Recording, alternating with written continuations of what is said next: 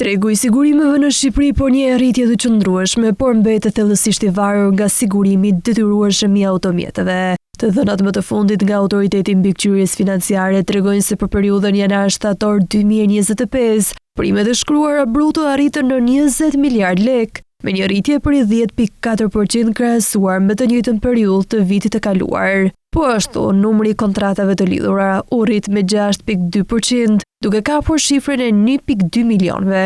Megjithatë, pas kësaj rritjeje qëndron një realitet i njohur, mbi zotrimi i sigurimeve të detyrueshme, të cilat përbëjnë 61.8% të totalit të tregut. Në kontrast, sigurimet vullnetare zën vetëm 38.2%, duke treguar se ndërgjegjësimi për sigurimin si zgjedhje personale mbetet ende i kufizuar. Sigurimet jo-jetë përbëjnë 91.7% të vëllimit të përgjithshëm të primeve dhe pjesa më e madhe e kësaj kategorie i atribuohet sigurimit të automjeteve, i cili është i detyrueshëm me ligj. Ky segment jo vetëm që dominon tregun, por edhe mban atë në rritje, duke e bërë të varur nga një bazë e detyruar konsumatorësh. Zbatimi i skemës bonus malus që nga janari 2025 ka sjellë një dimension të ri në këtë varësi.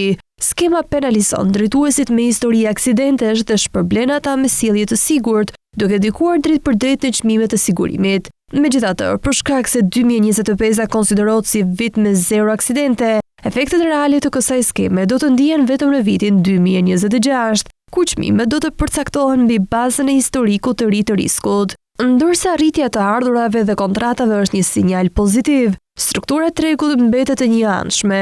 Sigurimet e jetës përbëjnë vetëm 8.3% të totalit, ndërsa risigurimi është thuajse inekzistent me 0.03%. Kjo tregon se zhvillimi i tregut nuk po ndodh në mënyrë të balancuar, por mbështetet kryesisht në një segment të vetëm, atë të sigurimeve të detyrueshme për automjetet. Sfida përpara është zhvillimi i një kulture sigurimi që shkon përtej detyrimit ligjor, duke nxitur qytetarët të investojnë në mbrojtje vullnetare për jetën, shëndetin dhe pasurinë e tyre.